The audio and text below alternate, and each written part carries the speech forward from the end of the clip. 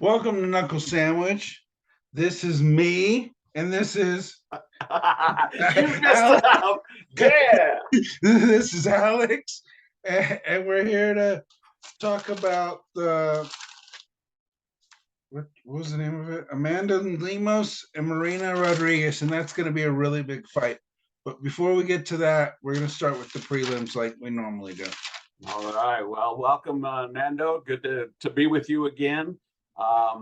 Man, I got to tell you guys, we're having so much fun doing this podcast. It seems to be getting better and better every time, and it's really great working with Nando. I love the stats guy. He's more than a stats guy, but he brings it and even helps me to understand more about the whole fight game. And I think we kind of learn as we go along. But that's the whole point of this podcast, right? Everybody gets to know a little bit more rather than just jawing and talking. We try to drop a little bit of tidbits here. He'll say something that I learned from, and hopefully I say something that he might get some information from. So we're all helping each other. And I think that's the whole idea behind it, and to have a lot of fun. So we're going to start off at the bottom of the card like we normally do. We've got Tamirez Vidal versus Ramona Pascual. And on Nando, just so you know, and you may have some information on this, there's no odds on that fight. I imagine because Tamirez is debuting, right? Right. She's 6-1. She's on a 5-fight winning streak. She came from LFA, I think, and Ramona Pascal's 32, 6-4. She's Filipino descent, and she's on 2 losses in the UFC right now. Okay. And then we've got Carlos Candelario versus Jake Hadley. And there's a pretty good spread on that one. We've got Jake Hadley at a -255 with a plus 215 for Carlos. So it looks like it's going to be, at least from the odds makers, an uphill fight for them. What you got on that? Carlos is 31. He's 8-2. He's on 2 losses, 3-5. He's from the Contender Series. Jake Hardy, like you said, he's 26. He's a young guy. 1 loss, but he's 4-5, 8-1.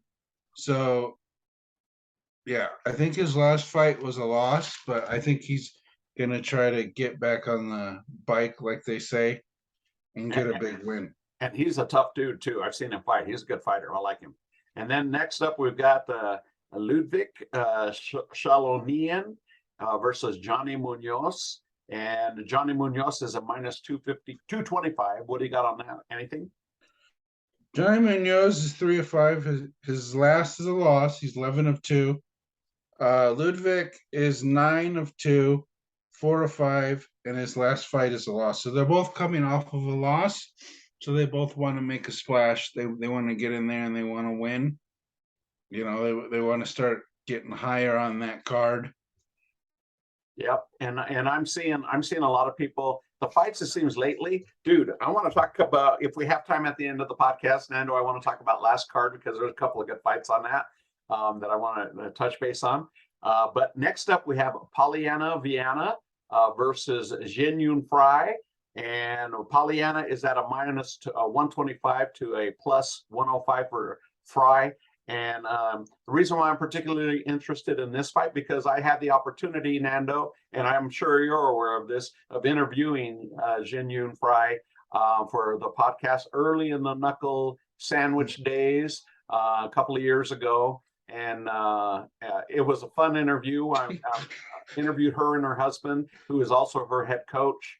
And it was great insight into the fighters' mystique and the fighters' thought processes of in getting ready for a camp, doing a camp and getting ready for a fight. So that was a lot of fun. And she's doing it in the UFC. So what do you got on these guys? Well, Yin Fry is 37. She's 11-7, 2-5. Her last is a loss. Polyana Viana is 30. She's 12-5, 2-5. Last loss. She was in the news a while back. I don't know if you remember. She was from Hawaii. She subdued that attacker. She was leaving her apartment, and the attacker came out. She subdued him, and it was really embarrassing. She posted his face all over the internet. Yeah, I remember that. But it's not embarrassing for her because she took this dude down and tied him up. Man, that's awesome. Don't mess with MMA fighters, guys. Just don't do it. Yeah. And then next up, we got Mario Batista versus Benito Lopez. Now, I'm particularly interested in this fight as well because both of these guys bring it all the time. Great fighters. You look at Lopez, and he's really lean. You know, he's got more of a boxer's body to me than an MMA, but he is wiry and he's tough. Very, very tough dude. And Batista is he moves forward, man, and he's a dog. So this is going to be a good scrap. What do you got on this one? Okay, Batista is from the MMA lab, and I think the MMA lab is from Arizona. He's on a 2-fight winning streak. He's 11 of 2.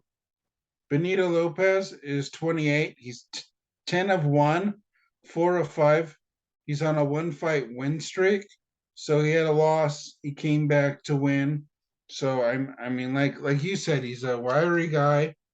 He's gonna go in there and he's gonna try to throw hands. And you know, you don't know all the tricks he has because he looks like he has a little more than just a boxer. You know what I mean? And I would agree. You know, when you got a guy like that, when you got somebody wiry with long legs, man, if they develop their ground game, they're dangerous people, dangerous guys, you know. And so I'm hoping, but we got a Bautista at a minus 285. So that's kind of significant with a plus 244 Lopez. So Lopez got a little bit of a hill to climb, but I don't know. I don't want to pick a winner on that one because I like both of those guys. So I'm not gonna pick a winner on that one. But I think we will, like we normally do, pick on the main cards, right? Right. Hey, we did pretty good last time, I thought. Yeah, I think we did. Okay. Next up, we have Miranda Maverick versus Shauna Young, and this one is the biggest odds on the card. Miranda Maverick at minus 600, and Shauna Young at plus 450. So that's a pretty big spread. What did you got? Miranda Maverick is from Team Elevation. She's the last fight is a win. She's 10 of 4, 3 of 5. She's fighting Shayna Young, 31, 8 of 4, 3 of 5. The last one is a win. I think if Miranda Maverick is from Elevation and she's training with Rose and all those tough people, I think she's gonna have good hands. If I remember, she has good hands, and Rose is gonna be on a road back to her title. She's hoping to fight for the title, but if Carla Esparza is the champion, I don't think Dana's giving her that. I don't think the matchmakers. So she's got to hope that something kind of changes. Shayna Young, I'm not really sure. I would go with Miranda Maverick because I don't know a lot about Shayna Young, but you never know. It could be a very close fight. I mean, those matchmakers, they kind of favor it one way or the other. Yeah, and I agree. I don't think they're going to put in a sacrificial lamb. And I think the odds are so great is because of maybe the lack of experience, but that doesn't account for the heart and for toughness either. So I agree with you. I think that's going to be a good fight. Miranda Maverick is pretty strong though, so I think she's going to try to muscle her around. We'll see what happens. And then the next one up, I'm going to massacre this guy's name, so my apologies. But we got Derek Dinner versus Shayalan Nurbanbeek. I think I got that right. And there's no odds listed on the UFC.com for that fight either. I'm not sure why. But excuse me. I like Derek Minner. He's a great fighter. Go ahead. Okay, Derek Minner is 32. He's 26 of 13, so he has a pretty good career. He's 2 of 5. He lost to Ryan Hall and Dan Elkins. He's pretty aggressive. The Nordink is 38 and 10, 4 of 5. He's on a 2-fight winning streak. I don't know a lot about the Nordink, but yeah, Derek Miner's not bad. I mean, he lost to what's his name, Ryan Hall, and Ryan Hall is a leg lock specialist. I mean, that's what he specializes in. He goes into that Eminari role, and he'll take your leg. I think that's exactly what happened. If I was watching it right, he just took him down and took his leg immediately. So there's not much to, a lot of fighters aren't used to that leg lock, and a lot of fighters don't do the leg lock because it leaves you wide open to punches right in the face. Unless you're Ryan Hall. Yeah. All right. Let's see. Next up, we're on the main card. Main card now. Excuse me, I got a little frog, guys. We got Grant Dawson versus Mark Madsen, and Grant Dawson is at a -215 versus +185 for Mark Madsen, who's from Denmark, and Dawson is the United States. I've seen both of these guys fight, and I like the style of both guys. Give me some stats on this one. Okay, Grant Dawson's 28. He's 18-1. He's 9 in a draw, so he's like on a 10-fight win streak. I mean, he has a draw. I would consider that. He's ATT. He's a contender. Mark Madsen, 38. He's 12-0 streak. He's an Olympic champion. He's super aggressive. He's been placed in all kinds of wrestling. He has a Greco-Roman style, and he has, I don't know if you've seen it, he has this suplex where he just grabs these guys, and instead of tripping them, he just slams them right on their head. And he has wild hands. It's like similar to Randy Couture when he started. He has that, like, doesn't have that wrestling where he takes him down. He has the wrestling where he slams you right to the ground and just sweeps your legs. And, he hasn't had a loss, so he doesn't know what it feels like. And he's super aggressive. He has all the, he has everything going inside, all the confidence. So I'm going to go with Mark Madsen on this one. But Grant Dawson is really good. He's from AT&T. I'm not AT&T, but ATT, American Top Team. And well, I was going to say you're disagreeing with the odds on this one. Mark Madsen, he's tough dude. I agree with you 100%. Grant Dawson, always also a great tough guy. I'm going to have to go. Let me look at something real quick before I make my pick. And okay, I'm going to go with Dawson on this one. And I'm not telling you what I just saw, okay? Because I'm not giving all my secrets. Nando will start picking up on them, and that ain't happening. All right, here we go. Next up, we have Tajir Ulanbekov versus Nate Manis. And we've got Tajir at a -210 with a +180 for Nate Manis. We got the Russian versus Nate at the fighting for the United States. What do you got there? Now, Tajir, he's from AKA.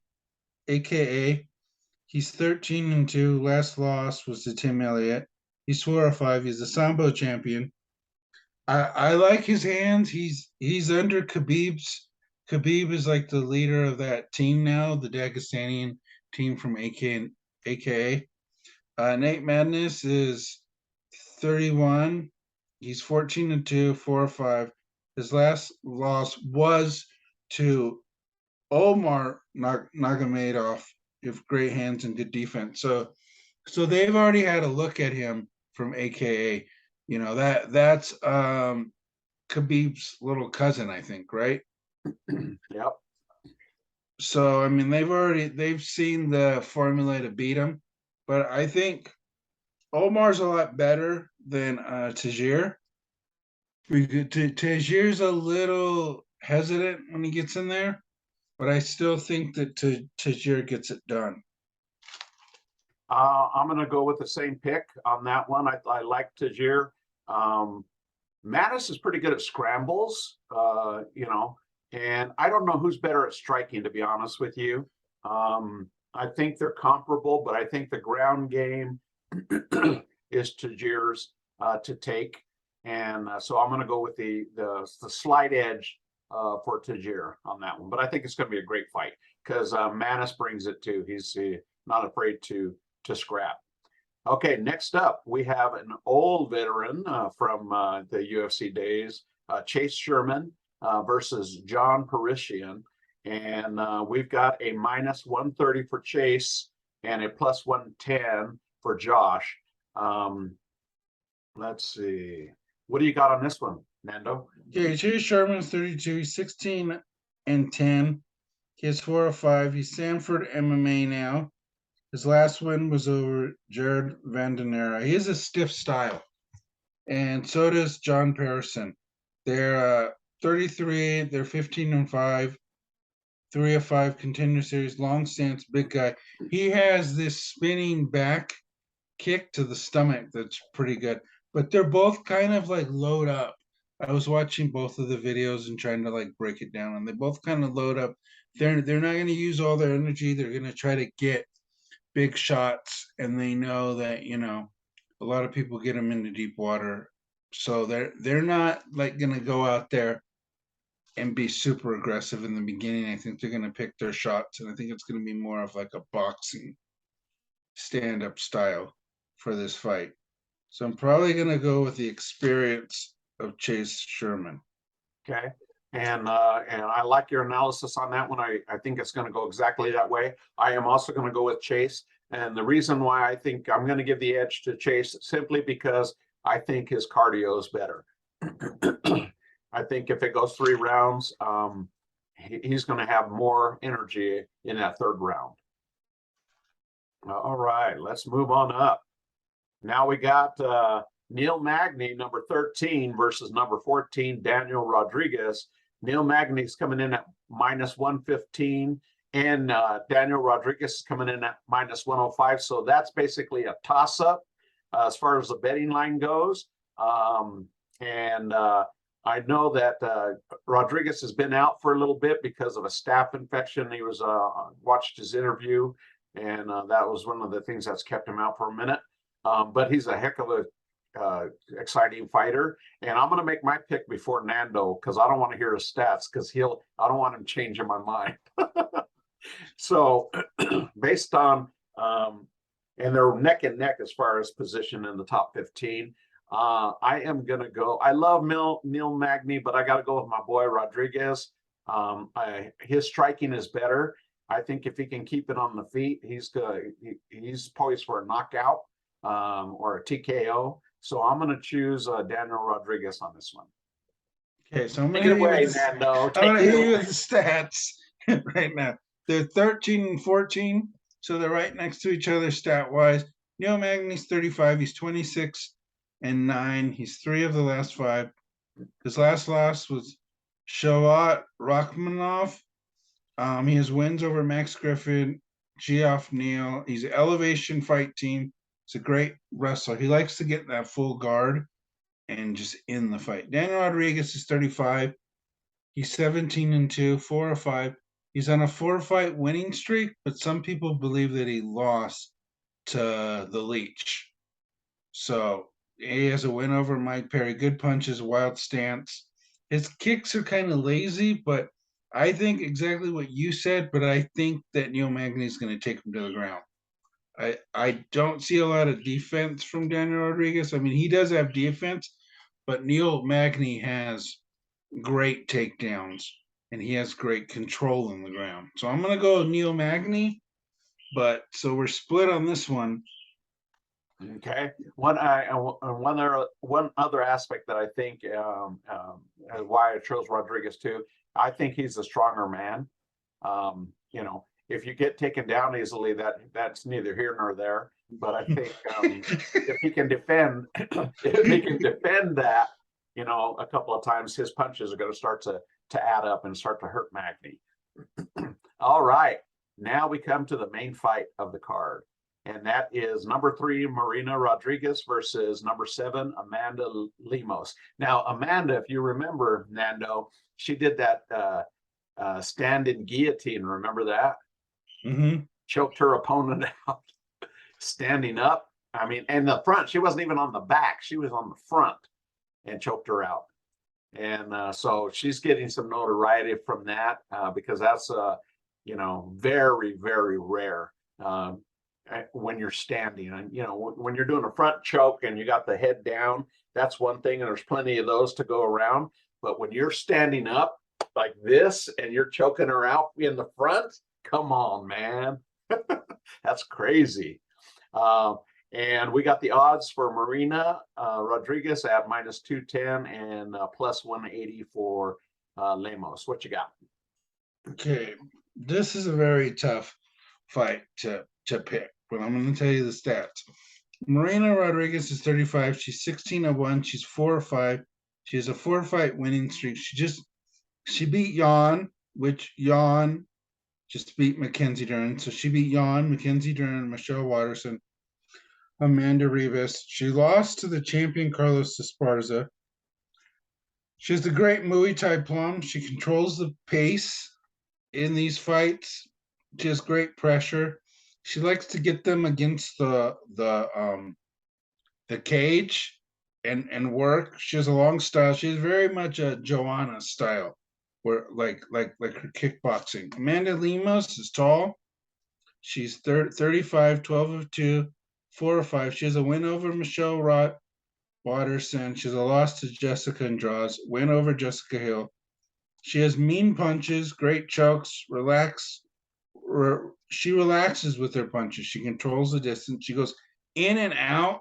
She doesn't she has a style where she comes in, but she moves. She's not there a lot. So it's a very tough, because they kind of negate each other. Their styles are going to be, this is probably going to go, maybe not all the rounds, but it's going to go at least 3 rounds. So I'm going to let you go first. I want to piggyback off what you say. Yeah, it's too difficult. Who do you see? Your breakdown, gosh, it's spot on once again, Nando. I mean, seriously.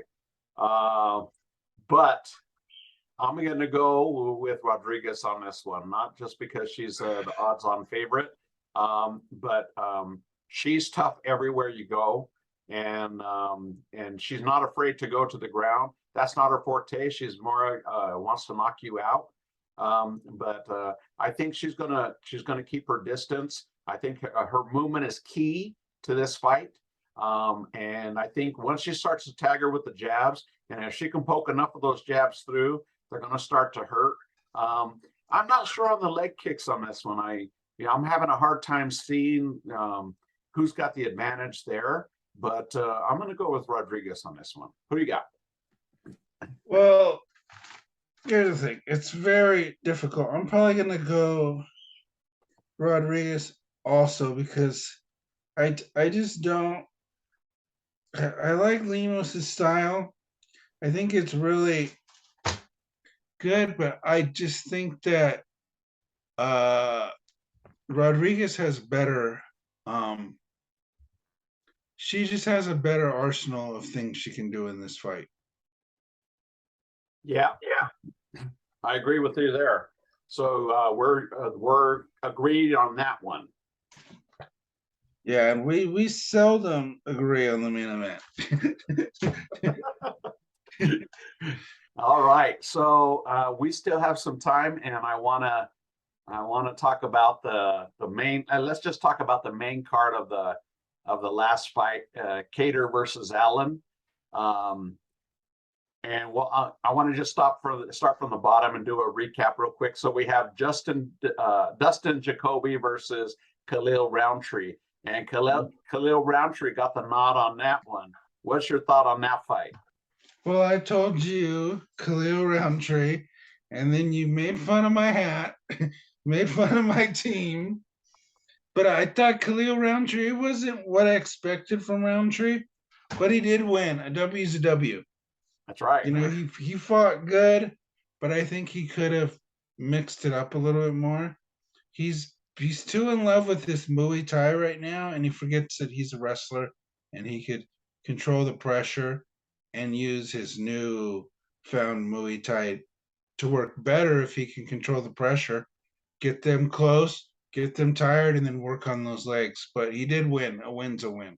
Yep. And I thought that was fight of the night. It was a great fight, back and forth. I picked Jacoby to win, and it was a really, really good scrap. Did I think Khalil Roundtree won at the end? I do think he did. Because I think if you look at the damage, Jacoby's face was pretty much puffed up. And he had a lot more damage, physical appearance as far as that goes. And I really like the way Roundtree got that second win in the third round and then started coming on. And I was like, man, this dude wants it. He wants it. And not that Jacoby didn't, because they both fought, but it was a back and forth brawl. And it could have went either way. I wouldn't have been upset if the Jacoby would have, got the nod. But I don't think that Khalil lost that fight. I think they made the right decision on that one. Next up, we have Josh Fremd versus Trayshawn Gore. And I picked Gore to win that. I know that. I know, Fernando, who'd you pick? Come on now.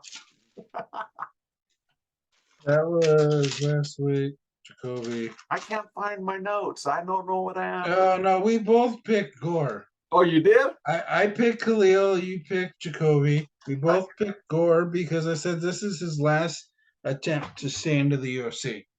Yep, and he got a bonus because of the choke. And that was a wicked choke. Oh my gosh, I thought he was going to break Josh's neck, man. But Josh, it was a good fight up until then. It was a really good fight. That Josh, he's got some good range to him.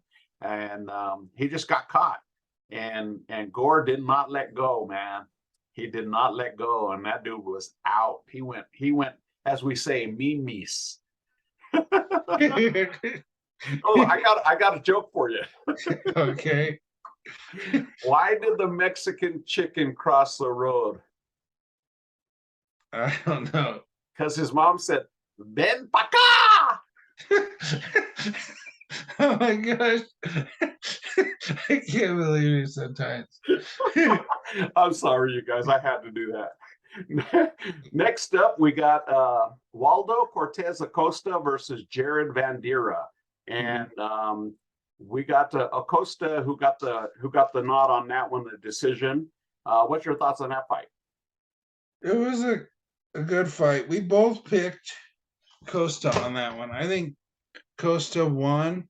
He's getting closer, higher up in the heavyweight division. The heavyweight division is pretty open right now. You know what I mean? I think that people are waiting on John, but John's going to be another year. I think it's been 3 years since he's fought. Yeah. So I think we need to start moving on. Yeah. We need to have some big championship fights. I don't know what they would do. They're holding Stipe. I don't like the holdup on this heavyweight division, man. I don't like it. Stipe, everybody's here or there. I don't know, maybe, we're going to fight. No, we're not going to fight. I mean, come on, guys. Let's move along. We got to get this going. We can't wait for, who's our current champion? Francis. Yeah, it's just like we need to move along. It's been way too long. One thing I will say about Vandera, because he had to win because he's been losing a lot of fights.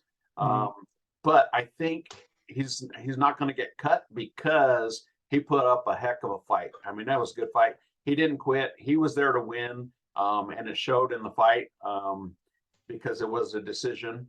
And even with that, I thought it could have gone either way too. But I did pick Acosta, but I was impressed with Jared Vandera on that one. Next up, we got Tim the Dirty Bird Means versus Max Payne Griffin. With Max getting the decision on that fight. What are your thoughts on that? Well, I picked Dirty Bird, and that was not a good idea. Dirty Bird's a tough guy. He doesn't go out, but sometimes he doesn't win fights because he's a little too much Korean Zombie. It's a little tough for his own good, and he gets in these slugfest, and he doesn't do what he needs to do. So, I mean, all nod to Max Griffin. That means that he's getting closer and closer to in that top 5. I don't think they were ranked. No, I don't think they were ranked. No. So get him in that top 10, top 15. Yeah. And who did I pick? You picked Max Griffin. Yeah. But they both look good. I thought it was a pretty exciting fight. But I agree with you on Means, man. But you mentioned that even before the fight. You mentioned him with a kind of similar fight style to the Korean Zombie, and you're right. But Griffin, he fought a pretty smart fight. I don't think I've ever seen him wrestle that much before.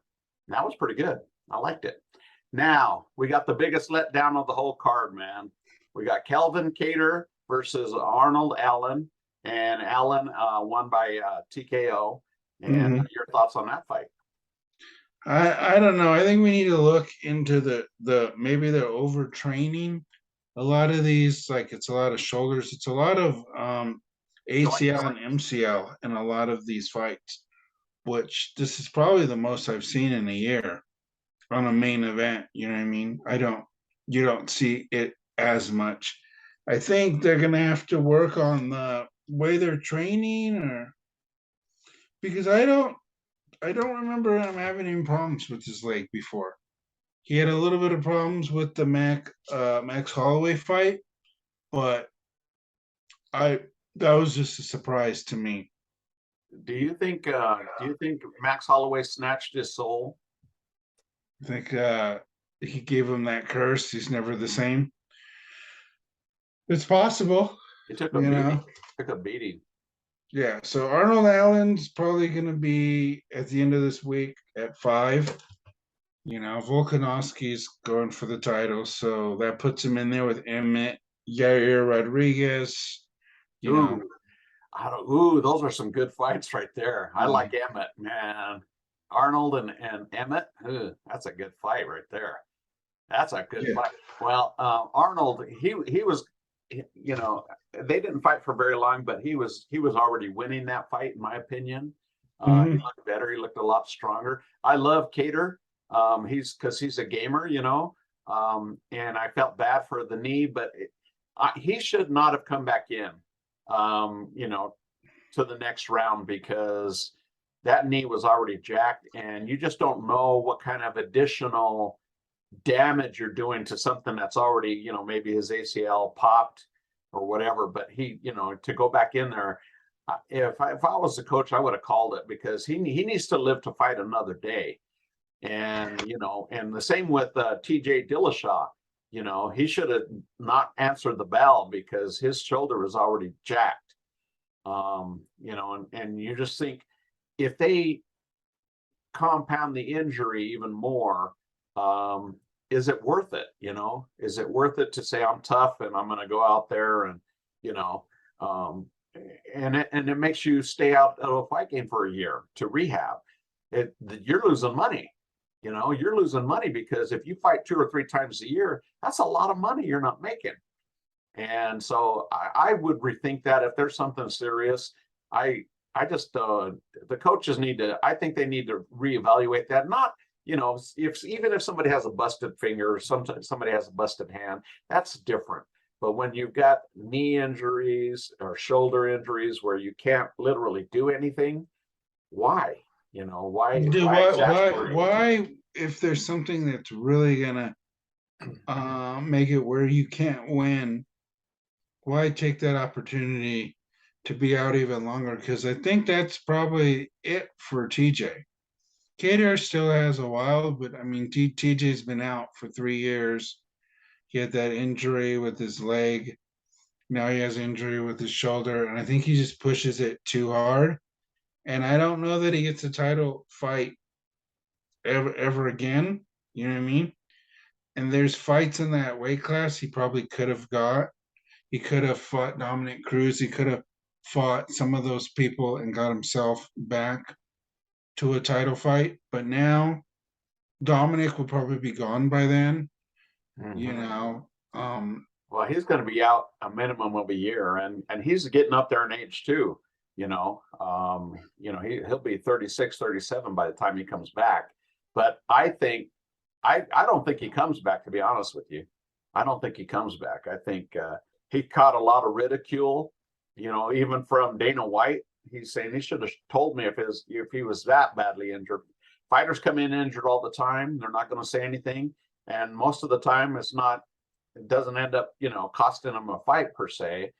But this one has, as bad as the injury, and they said from his own camp that it popped out 20 times during training camp. Come on, man. That's ridiculous, and a lot of people are, I read articles where they were saying it's kind of a fraud because he knew he was that badly injured, and he's there to, he doesn't agree with any of those analysis, but at the same time, it's just like, that wasn't even a fight, first takedown, and that was it. And that was you had no possibility. I was watching a doctor break down like where it popped out and the significance, and he was like a doctor that specializes in that, and he was saying that he shouldn't have taken that fight as soon as he put pressure. And he was saying before he even put pressure on it, he was showing when he was like getting ready that it popped. He goes, if you look right here when he's getting ready, he goes like this, it popped already. Yeah. So yeah, that's not very good. But I think he lost a lot of respect, and I think he lost a lot of fans because of that. I didn't hear anybody talking about how tough he was or this or that, but that they felt like they got gypped on a potentially good fight that could have gone to somebody else, Anyway, that is our time. Nando, thank you once again for a great show. Love the analysis, and I'm glad. That's pretty cool that you did a breakdown on the prelim card too. That was pretty cool. We made it through that fairly quickly. And so there's no reason why, we can't try that again, because sometimes we feel like we're going to run out of time. But we want to ask you to like, subscribe, and share Knuckle Sandwich MMA. Okay. We want to get better and better. As Nando said, we always want to get better and always want to have more fun and educate, right? We want to get educated, and we want to educate you too. So leave comments down below. Love to hear from you, and we'll see you next time on the flip side. Ciao for now. Bye.